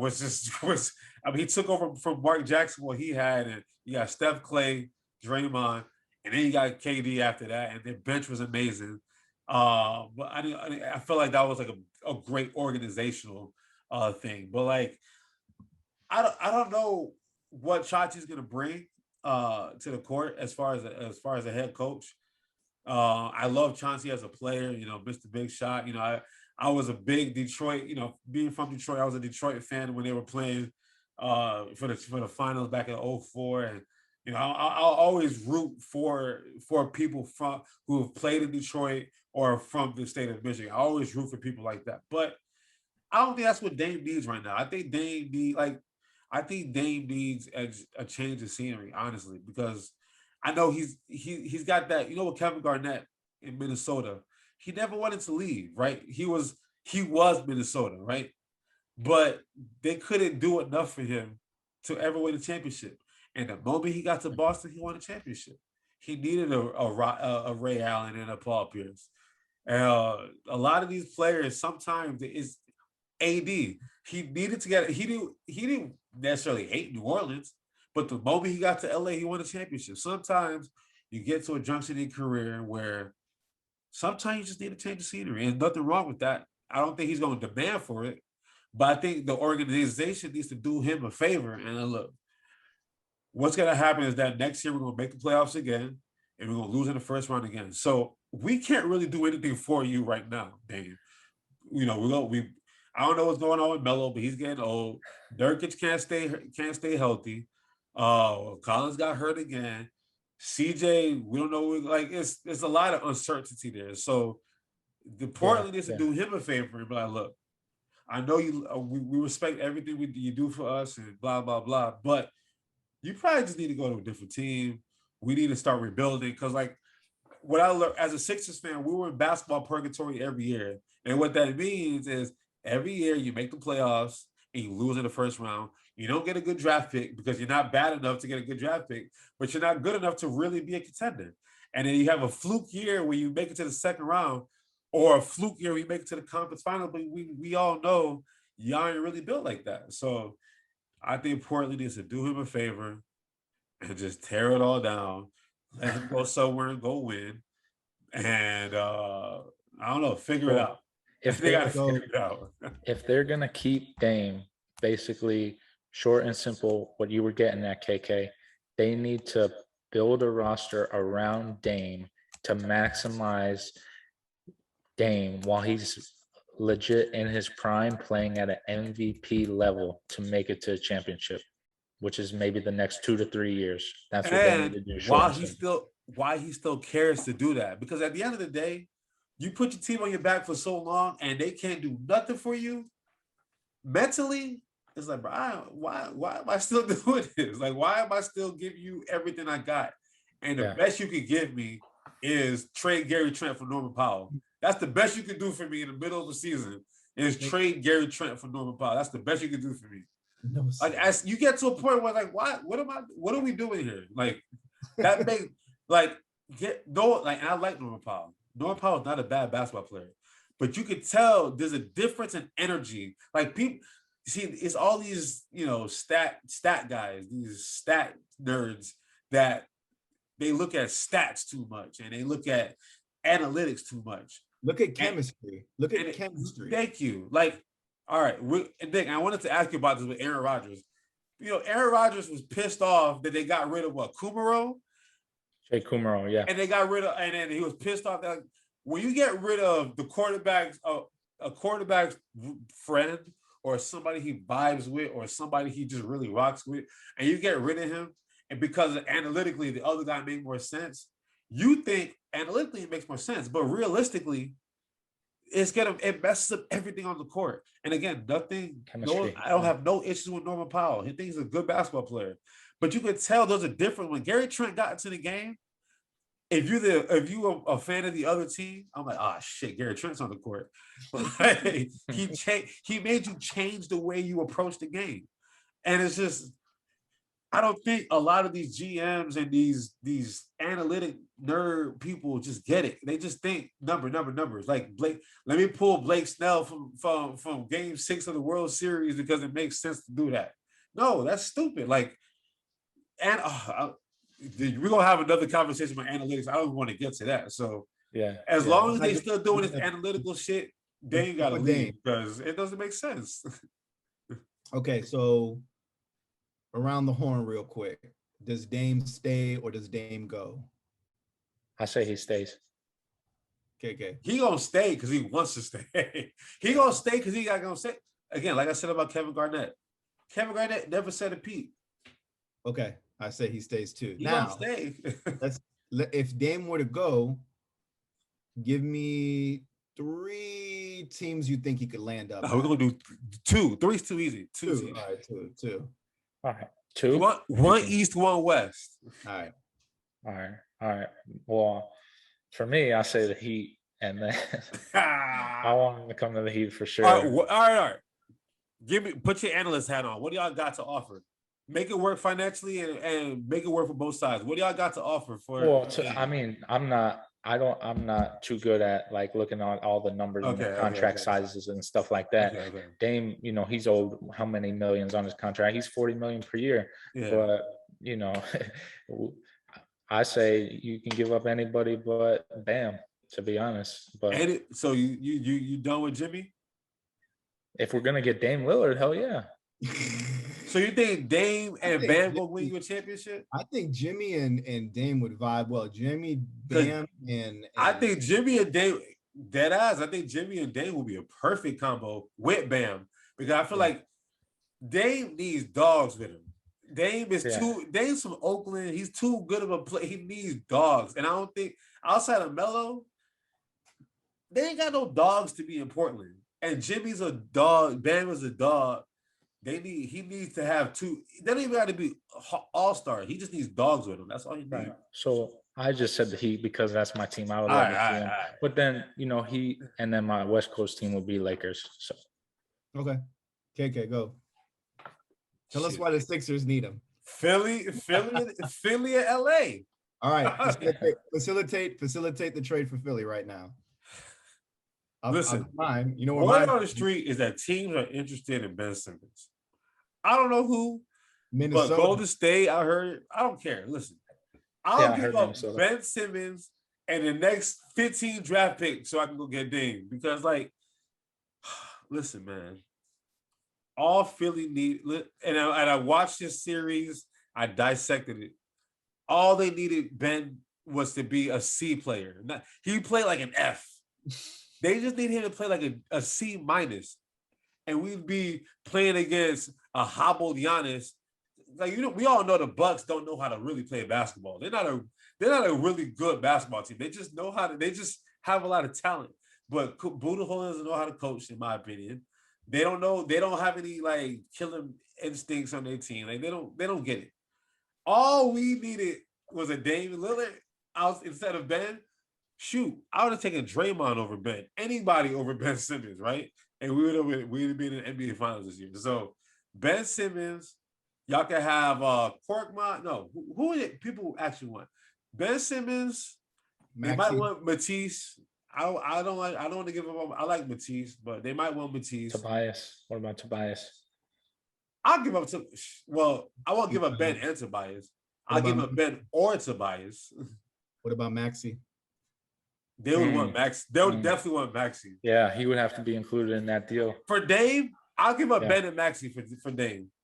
Of course. And some picks. A couple of picks too. Whatever picks you want. I don't give a damn. That's we the NBA Finals every year. That's pick number 30. I don't give a damn. So have all the picks you want. I'm gonna go to the West. You said Lakers. I mean, you give up Kuzma. Kuzma's trash. You don't got to facilitate the trade. Just you give up KCP, you give up Caruso. No offense. All right. So I say Lakers too. That would be a good fit. Actually, no, I take it back.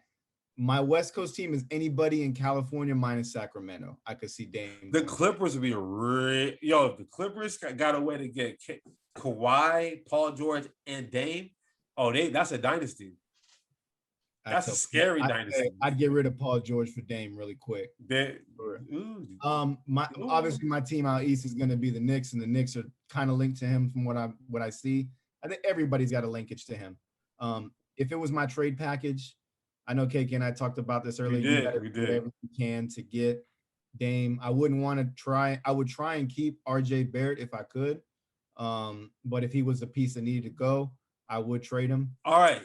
So you came to your senses. Yeah, I came to my senses. Nick, I was going to ask you, would you give an RJ Barrett in a heartbeat for Damian Lillard or no? Yeah, for sure. Is this a conversation that needs to be A-Rod was really trying to argue with me that I'm like, bro, whatever it takes, bro. Because does Dame make me a championship caliber team? The way I see it, he makes us deeper in the playoffs instead of exiting first round. So not being in the playoffs so much, now we got a guy that's there. And pump your brakes.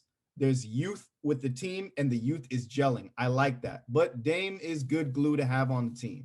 All right, so remember the Lakers had youth. They had Kuzma, Lonzo, and Josh Hart, and all these boys. Yeah, but that's a different. Swap youth for AD, and they won a championship. Yeah, sometimes we, as fans, and it's always a thing with us as fans, we get so obsessed with the youth because we feel like they're homegrown talents. In today's NBA, you need superstars, and sometimes you got to get rid of this youth. If it was me, all right, here I'll give you 2 trade packages for him. All right, the first one that I would do is get rid of the French dude, Frank Nalinka. Nobody wants him. He's defensively good. No, nobody wants him. Listen to the package. All right, Nalinka, Knox, who's been wasting his time there, and Mitchell. Get rid of those 3. Our 2 first-round picks this year and a first-rounder next year. That would be. I would not take that trade. The next one. I need a star. One would be RJ, Mitchell, 1 first-rounder this year, 1 first-rounder next year. Listen, I'm gonna need at least quickly, because they gonna do this trade without Emmanuel quickly at least. I'm gonna need quickly. If I'm Portland, I'm gonna need quickly. I'm gonna need give me Obi Toppin and give me RJ Barrett, and we got a deal. No. You don't say no? No, I mean, I'm giving you my scenario. I'm not trying to like grade the picks and the trades. All right, you're the GM. You're the GM. If it was me, take them both. Go ahead. You're the GM. I'm offering you. Called me and said you want it quickly and Obi Toppin for Dame. I'd give you those 2 right away. I want quickly RJ Barrett, Obi Toppin. You can get Dame right now, and I want 2 first-round picks. I'd say too much now. I said way too much. With the picks, too much. Yeah. Do you remember they gave up Brandon Ingram? I would say, Josh Hart. So what I'm saying, yeah, they got that, and then they got 1 championship out of it, and Fat Boy came to play this year. How many championships have the Knicks won since 1973? Bro, I don't want to talk about how many championships have y'all won? We're getting way off script. All it is 1 championship and you good. Whatever they get, Jesus could come and play for us. They're never gonna win. Okay, they're never gonna win. Do I want Dame in New York? Yes, but I want Dame in New York and not giving up a lot to get him because Dame's shelf life is smaller than RJ Barrett. It's 2021, bro. You got to give him up. Give him up. I want him. He's my favorite player, but to the right thing. All right, let's switch over this because I'm gonna get a fucking headache from it. All right. Phil Jackson versus Scottie Pippen. KK knows more about this because he's been watching it more. I saw the clips. He sent me. Have you been paying attention to this, Nick? Yeah, I listened to the interview that he did with Dan Levitard. But he's doing like a tour for his book tour and a whiskey tour. Vodka. Whatever. Yeah, exactly. Pippen is the first guy to fall off his rocker since Kwame Brown. I admire some of the things Kwame Brown has said, but he's also just really goofy about doing it. There's one way of doing it, and then there's some ways that just kind of goofy. But Kwame don't have no book, right? I wouldn't even read his book if he had it. It's probably a coloring book. But anyways, so Pippen comes out and says Phil Jackson is a racist. Blatantly says he's a racist. They try to go around it. Dan Patrick tried to go around it, but it was very uncomfortable to watch. You said, "Yeah, I'll call him that." So he basically said, "I'll call him that." So the whole story is they drew up a play that should have been Scottie to take. Instead, Scottie is benched for Tony Kukoc to take the shot, and Michael Jordan is not on this team, and it's a big game in the playoffs, and Scottie is claiming that Phil favors Whitey more than black people. Can I provide more context to that? Go ahead. In that game was a game. Well, I forgot what game. What game? Do you remember what game in the series that was? I don't remember. So regardless, in that game, it's against New York, correct? It's against New York. In that game, Scottie in that last minute had 2 other opportunities to score, and he bricked both times. So Phil Jackson, who we can honestly say, if he's not 1, he's 2 of the greatest coach of all time in the NBA. Is that wrong for me to say? No. You can say him and Red Auerbach, however you want to put it. Maybe you could throw Greg Popovich. One of those 3 is going to be in the top 3 NBA coaches of all time, correct? Yeah. So he already bricked two in the last, and this is under 60 seconds. So it's not like this was like in the first quarter. This is under 60 seconds. The play was ran for Scottie twice in under that minute, and Scottie bricked twice. So, being the czar that he is, Phil Jackson was like, "Yo, let's run a play for Tony Kukoc." And Scottie Pippen, this man that is the leader of this team, refused to take the court. And then now, 30 years later, well, not 30, but 25 years later, he want to say he did that play because Phil Jackson is racist. But if this is not the most malarkey crock shit I've ever seen in my entire, like, what? Man, I've been watching basketball for a long time, and I've seen coaches draw plays for other players. Yeah. All the time. It's not like it's a disrespectful thing. Like, if you don't have the hot hand, or you want to be, listen, sometimes Jordan need to pass to Steve Kerr. Sometimes LeBron need to pass to Kyle Korver. Sometimes Kobe need to pass to Ron Artest. Sometimes the star player can't take the last shot all the time. And you had two opportunities under that minute, and you brick both times. Tony Kukoc at that time, outside of what was it? Drazen, how do you say his last name? Petrovic? Dragan Petrovic. Outside of him, was the best European player in the NBA at that time. Am I wrong? Like, he was the most scouted. You know, they went over and they saw him play overseas. Like, oh, we gotta go bring him back to Chicago and all that stuff. Like, it wasn't like they drew the play up for eighth man on the bench. They drew up for Tony Kukoc. You know, Tony Kukoc is a good basketball player. Like, damn. And Scottie took so much offense to that he wouldn't even get on the court. First of all, that was soft. And now, 25 years later, he's doing this whole book tour and all this shit. And I'm like, and he has the nerve to say all that. Listen, to me, I don't take anything he says seriously. He's selling his book, and he must have been drinking a lot of that whiskey because he got to sell that too.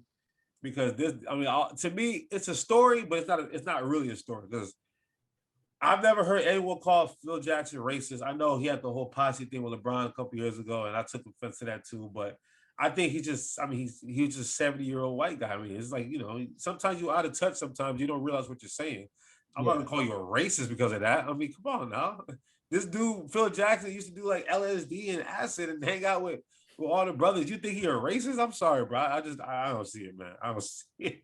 I don't see it. I got my own opinions of Phil as a Knicks fan. You know, thank you for winning 2 championships with us as a player. You sucked as a GM. You really. He was 70 coming off of cancer. Like, come on, man. Like, you can't give him. You can't. We can play it. We can play that. He was breaking up with Kupchak. We can do all of that. And he was going through the thing with old girl. Like, I don't care. This ain't a soap opera in the organization. The team has been bad historically. Phil Jackson is a great coach. He's a horrible GM. You like him better than Isaiah?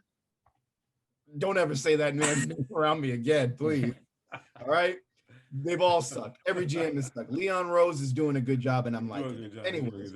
So, Scottie Pippen, man, like, first off, dudes from Arkansas, ain't a lot of shit to do there but chop wood and live in racist country still. You know, I get it. I get what you see every day. Charles Barkley talked about it one night on TNT when he was saying about all the racism he endured when he was a kid. I understand that. So his perspective is different. His perspective, I can see that. I can get it. We all saw the documentary on of the Bulls, and all this is proving to me is it was organized chaos there. It was very organized chaos where we knew Michael Jordan was going to produce. We could get some Scottie.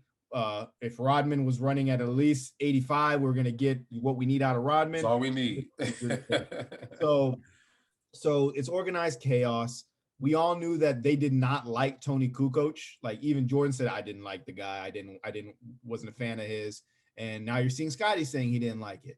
So when they went over there and whooped his ass, or wherever he was from, Croatia or whatever, they whooped his ass big time. They pulled his pants down and said, I don't ever want to hear your name again. But they respected him, though, because like that second time they played, Kukoc came with it. But once again, we're not in the locker room. We don't know what's going on. They're going to cookie cut everything that's for TV and stuff like that. So I get that. Also, now let's break it down to where Scottie Pippen is at in his life. Now that we know that he didn't make all this money that he should have made, I think he's going to try and get whatever he can out of stuff. Look at that man's hair. You're 50 something, and you're looking like Charles Oakley when he was with the Raptors with the hairstyle that's got going on there. His wife is Larson outside. His wife is just getting railed by everybody. Larson Pippen has been outside, bro. Yeah. So like she in Fort Lauderdale. Scottie. She from Fort Lauderdale? No, that's where she lives now. That's she outside of Fort Lauderdale. You know Fort Lauderdale, Miami been open since February 2020. So so Scottie, in my opinion, is just like, even when he comes on and talks on the NBA show, The Jump and all that, I don't know. I think he's just doing it for Scottie being Sky at this point. Do I think Phil Jackson is a racist? I don't think so. Just like you said, the point you made, they drew the play up for him. He didn't produce. He took the baby approach on this instead of being, yes, we know you're one of the 50th greatest players of all time when they did that list in 97 or whatever the fuck it was that they did, and they honored you on that. They make songs about you. Every Jordan needed a Pippen. You're a great player, Scottie. But the difference is being a crybaby at the point and passing the ball to somebody else, man. You know, I'm sure Kobe would have been uneasy at that, but Kobe would have gone in the game and played. Hell, Kobe tore his shit and made 2 free throws and got off and let the game run out. So come out there, play your heart out, and then come out to do it the next night. But to call Phil a racist, I don't think Phil is a racist. Do I think Phil, like you said, is not with the times on some stuff? We can't go around the restaurants when there's a waitress and be like, hey, Toots, I need this. Can't be like that anymore, man. It's chivalry and shit. And think about it. And there's things that we all say that were like, I feel like something I'm like, damn, I shouldn't be saying that no more. That's just natural. Phil is 70 years old and white. Like I'm not gonna call him a racist for saying things that just he grew up saying. Like I still say things that I know I shouldn't say. Like it's just. Was Phil dropping M-bombs in the locker room? I don't think he was doing that. I don't think he was, man. I don't think that constitutes you as a racist because he subbed you for happened to be a white guy. And he's from Europe at that. He's a European white dude, too. He's not like, hey, thanks, Phil. I'm going to make this shot now. It ain't that quirky. He ain't the French lick. He ain't the French hit from French lick or whatever. No, the hit from French lick. Hit from French lick. The hit from French lick.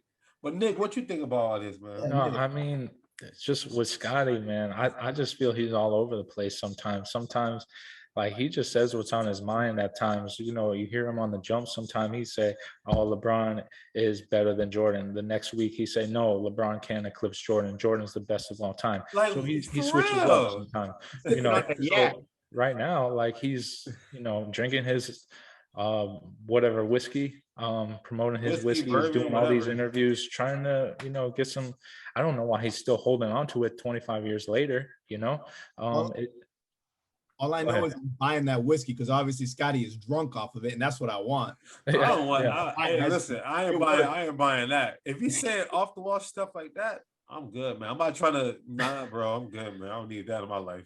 So for me, I don't think Phil is a racist at all. You know, KK, like you said, Scottie had his opportunities in that game. He had 2 plays that they drew up for him. He missed. Sometimes you got to make the difficult decision as a head coach if you want to win the championship.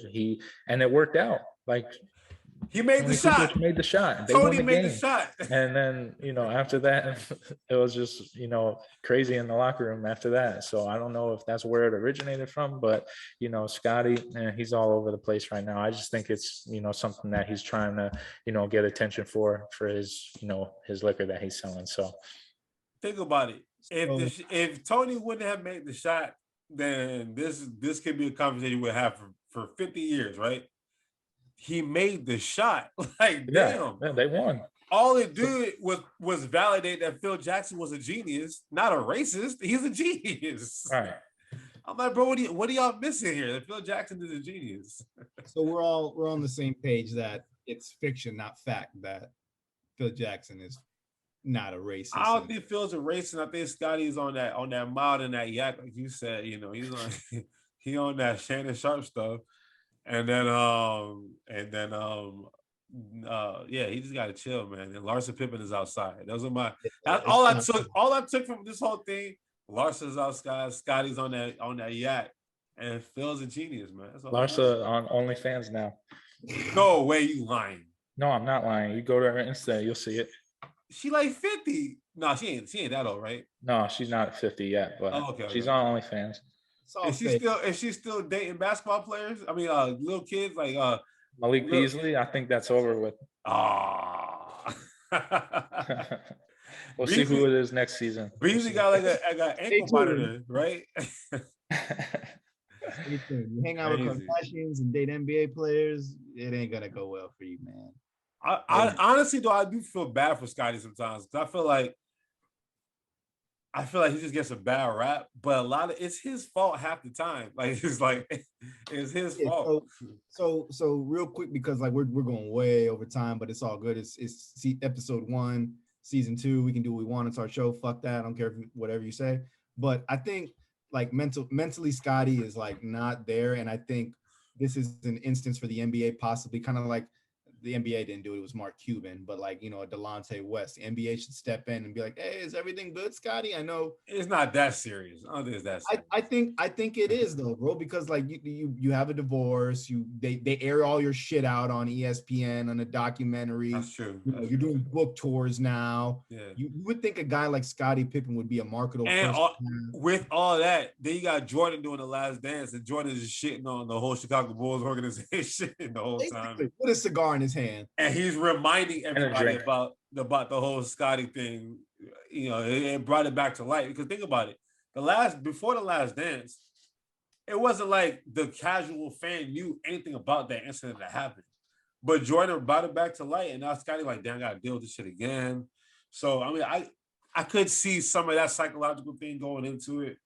But it's not like he has like CT or anything like that. I don't think he has TT or anything like that. But I think it's a thing that as the NBA they should check in on the guy and be like, "Yo, is everything good? You need to talk." Like, I got you. Jordan's your therapist. Say what you got to say. I got you. All right, so it's been great, Nick, having you on the show. Now we get to do the fun segment that you love so much. I don't know. Before we get to the fun segment, really, I got one last question for you, Nick. All right, what? So, what's about to happen with Aaron Rodgers? Just quick 30 seconds. I don't know if quick 30 seconds right now. I don't know if we. You think he coming back? To me, I don't see him playing another game with the Packers. Unfortunately, you don't think it's all smoke. He's just out. He's just like, look, he had to made a point. Like, look, let me tell you, I'm pissed off. I just won an MVP unanimous. I'm still that dude. I just want to let y'all know I'm pissed off, and then just go back and play again.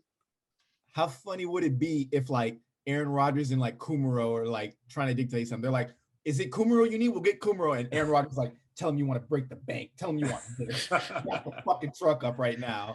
No, it just sucks, man. I was prepared for him to leave after next season, but like when him playing at the MVP level, he changed the narrative. He wants to be the Packers quarterback for a long time, and the organization they disrespected him enough. They did a lot of shit that, wasn't favorable for Aaron. And now it's just an ongoing fight with Aaron versus the GM. And I don't see it working out for Aaron. I think Aaron's ready to, he's ready to sit out the whole year. So you ready for Jordan? No, I'm not ready. No, I'm ready for Blake Bortles though. UCF. Blake Bortles? Blake? Balake? Quarterback. Yeah. Nah, bro. Hey, let's do where he go to college. All right, yeah. We'll talk more about Aaron Blake Rodgers. Bortles. Is this what we do? Is this what we subjecting ourselves to? He went to UCF, so let him go about it. Yeah. That's why. That's my guy. Balake Bortles. I am. Oh, golly. All right. So we're gonna do it differently this time. KK, you want to give me 2 or 3 of yours? I don't give a damn what you want. I'm ready. Well, I got 5. I got 5 for A-Rod. No, we gonna do 2 apiece. We gonna do rapid fire. Nick, go first. Give him 2. All right. A-Rod, ready? I'm ready, man. All right, yeah, I made my list. So yeah, it was just white boys that could ball. And so my first one that I have for A-Rod is Brad Miller. Oh fuck, Brad Miller. 2-time All-Star, I know that. Yeah, Kings, big man. Shaq got really mad at him. I used to rock with Brad Miller, so I like Brad Miller. That's a good dude. Purdue? Damn, you got it, bro. You got it. He went to Purdue? Nice. You got it. He went to Purdue for real? You went to Purdue? What? He got it. Damn, that's a good guess. That's good. I like that. I like that, A-Rod. I wasn't expecting to get that one. He just guessed Big Ten. He was like, all right, big white boy from Big Ten. So I got to think for white boys when it comes to schools they went to. Okay, I got to think for white boys. I got to think for what schools they go to. If you're a shooter, you went to Arizona. If you're big, you went to Utah. And if you're just really white, you went to Notre Dame or Purdue. So that's like that sums it up. Wisconsin. Wisconsin, exactly. I got one more. I'll give you one more from my list of 5. So my next one is Chris Kaman. You know, he was part of that big 03 draft with Wade, Bosh, Melo. My man got an all-star game under his belt. Chris Kaman went to Central Michigan. You got it, bro. I want more from Nick. I want more from Nick now, man. Nick, give him another one. Give him another one, Nick. He's on his game, and I'm offended. I didn't know. Coming season 2 hot. I didn't think he was ready. A-Rod was ready, man. He was studying while he was while he was overseas. While he was overseas, he was studying. All right. So next one I have is Wally Zerbiak. He went to Miami of Ohio. Yes, sir. You got it. And I know that because all he talks about is Ohio. And I remember he went to Miami. I was like, he went to Miami? Wally. That was my boy. I like playing with Wally too. And Bobby Sora. Those my I used to play. All right, man. We get it. We did that one last season. We did that one. We get it, bro. Can I give you some? Yeah, go ahead. Come on. Terry Cummings.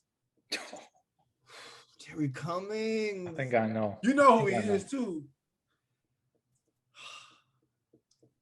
DePaul. God. I'm coming with the Nick. How does he know? Wow, that was Terry Cummings. Terry Cummings? He was a scorer, man. All right, man. Tyrone Hill, man. He played for the Sixers for a little bit, man. Come on. To Xavier, if I'm not wrong. I got it. All right, hold on. Yeah, give me the last 2 you got. Somebody drop this fool for me. It's already dropped. All right, Denzel. All right, I got Chris Humphries, Kardashian. Oh, you're gonna give me with Chris Humphries. Let's go. I'm not gonna know where Chris Humphries went. He's only relevant because of Kardashians, and he had like one good year with the. All right, yes. What play for the Nets? He had 2 good years. He's like 2 good years. Come on. He don't get it right too. Watch. Nah, I really don't know where Chris Humphries. He got somebody in his ear giving him the answer. Minnesota. You got it. That's a blunt guess. Blunt fucking Minnesota. Because that's where he's from. I know that. I guess that shit. That's a damn lie. I guess it on God. Who is watching? Who is giving you the answers, bro? No, ain't nobody here. Somebody got a little bug in his ear, bro. It was a guess. Minnesota. Go. That's my only lucky one. Go, Nick. Last one. One more. Uh-huh. Keith Van Horn. Oh, Utah. That's too easy. That's too easy for them. If you big and you white, you go to Utah or BYU. All right, so now I'm impressed, bro. How about Terry Porter? Terry Porter. Oh, that's a tough one. Give something Nick. I know. It's tough though. It's coming. He's from Wisconsin. Oh God. Come on, you got it. Terry Porter. I know Terry Porter too, man. You about to get this one right. This is one crazy. I know where it is. Did he go to Wisconsin? No. You're gonna say it, I'm gonna know it. I'm gonna be so fucking pissed, man. Should I say it, KK? Yeah, go ahead. Oh. University of Wisconsin, Green Bay. Wasn't it? It says Stevens Point. Is that Green Bay? I thought it was. I think he made a transfer. I think he made a transfer. It said 81 to 85 Stevens Point, Wisconsin Stevens Point. Mm-hmm. I knew it was in Wisconsin, which I'll give you credit for. but according to my calculations, this is UWSP. So this is not Green Bay or Madison. So, and then last one I got, I was gonna give you Derek Harper, but you probably gonna get that one. Derek Harper. Name doesn't even ring a bell. Derek He's Harper for the Knicks. Come on, man. You a Knicks fan. I wasn't a Derek Harper fan. Derek Harper? I don't know. Ron Harper's brother, right? We got one, Nick. He was Ron Harper's Miami, brother, Ohio. right? Nah, University of Illinois. And then Lindsey Hunter. Lindsey Hunter went to Jackson State. All right. He also went to Alcorn, but Jackson State's correct. All right, Nick. So I'm gonna give Nick some now. He gonna give you. Okay. I'm gonna start off easy. I'm gonna start off real easy. We're gonna ease into. I'll give you 5. I'll give you boys 5. Where'd Gary Payton go? I know. I know KK, too. you know? I know too. Who you asking me? You asking Nick? You Oregon both State. play. Oregon State. Oregon State. All right. Yeah, that's easy. All right. Like I said, we're gonna go slow. Dennis Scott. Oh, yeah. I know that one. I know. I know that one. You can say it. Tech. Georgia Tech. Yeah. Hey, all right. Mr. Head Coach of the Phoenix Suns, Monty Williams. Where did he go? Monty Williams. Dang. You know KK? I don't have no idea. Mine will I be can guess. Where? Cincinnati. I say Auburn. Nope and nope. I'll give you a hint. A lot of white boys go to college there. Notre Dame? Notre Dame. Oh. Rudy, baby. Yeah. Wow. Notre Dame. All right. All right. KK, you a big Sixers fan. This boy ugly as hell. And he from the Caribbean. He goes by the name of Samuel Dallenberg. Where did he go? We had him for like a year. I know. UConn? I was gonna give A-Rod this one. Where'd he go? Seton Hall. Yes, he Seton did. Hall. I knew it was a Big East school. All right, I got one more. So this boy was a baller for a very, very short window, but he did his thing in Portland. Play with Sheed. Bonzi Wells. Bonzi. It's a good one too. That's a real good one. I've been waiting for this one. I'm saying ones that I wanted to hear. Bonzi. Dang. I had this one on my list too. Damn, you had it on your list? No, this was like on the list that I would give you like last season. Smart. But I picked out these 5 for A-Rod because of the white boys. Bonzi Wells, man, this is a tough one. Do you know? Can I get a conference? No, that's too easy. Can we get a Eastern or Western time zone? I don't even know where the fuck this school is. Oh shoot, it's like that. It's like that. I'll give you a hint, and it's a real easy hint. After this, you should be able to get it. Ball don't lie. Ball State? Yeah. Ball State. You went to Ball State. Dang, that's a good one. Yeah, that's a good one. So those are my 5 for you boys, and pretty good. Nick can hang. Hey, good job. A-Rod came with it for season 2. I'm impressed. Hey, your little foreign sabbatical, you cleared up your head or something because you came with it. If you white and you a shooter, Steve Kerr, Jud Butchler, Arizona. If you big and white, big time player Jimmy Fredette, big man Sean Bradley. If you white as shit, Notre Dame. Who was the boy that we said earlier that I said went to Notre Dame? Brad Miller. Purdue. Wisconsin. Frank Kaminsky. But yeah, man, that's the but we have my boy Tyler Hansbrough with the Tar Heels, boy. You know they got them white boys too, Eric Montross, Tyler Hansbrough, Zettler. They got them boys too. That Chris Humphreys one, man, that just popped right in. Chris Humphreys one, that one, hey. So my last resort on a lot of stuff is I try and remember where they're from, and then my last resort will be a school in there. And there's only one school in Minnesota. Because 9 times out of 10, like if you don't know where they're from, they just stay home. I was expecting like I thought you were gonna tell me like Scott Skiles or Mark Price. I was gonna give Mark Price, but I was like, I'm gonna wait on Mark Price. I know where they go though. He played like I was thinking Chris Kaman. I was thinking that one. I was like, I remember Chris Kaman. I was thinking KK to go way back on these, so he did kind of go way back. So. I gave you Terry Cummings, man. Shit. That was a good one. DePaul. Yeah, he got that one. The only one that he didn't get. Me. You know, the only reason I know Terry Cummings is because I had 2 autograph cards in my lifetime as a kid. One was Keon Dooling, and he went to Missouri, and the other was Terry Cummings. And I looked at the back of the card, DePaul. That's wild. You got photographic memory like that dude from Suits. Good shit, A-Rod. All right, so wrapping up the show now. Nick, it's been a blessing having you on the show.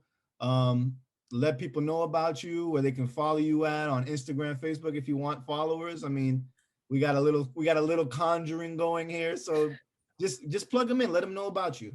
Yeah, I appreciate you guys having me on. Always a fun time chatting with you guys. You can follow me on Twitter, NJWilke1, NJWILKE1, and then on Instagram you can follow me _Wilke_Way1. Plug your MySpace, your OnlyFans, your AIM chat. Plug them all, bro. He said when you get in there, it's just fans. It's only fans, just fans. That's it. Yeah, but no, it was fun. Well, I appreciate you guys having me on the show, man. We'll have to do it again sometime, man. If you let me, I'll have to get on my Aaron Rodgers thing when we figure out where he's gonna go. So when we get close to the NFL season, we gonna have a little chat because we got a lot to talk about. Yeah, we'll definitely have you back. We always have guests repeat on. Love it. Love having people on. Having guests. So. As for us, Twitter, at fair_weather_pod, Facebook, Instagram, YouTube, just search the Fair Weather Podcast. You will find us there. Apple and Spotify, and wherever you subscribe to podcasts, that's where you can find us at on there as well. KK and I are doing well after our teams are out of the playoffs.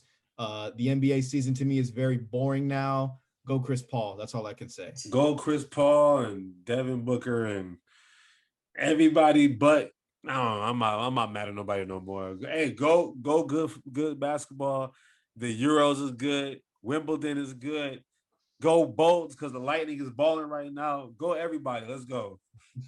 Peace.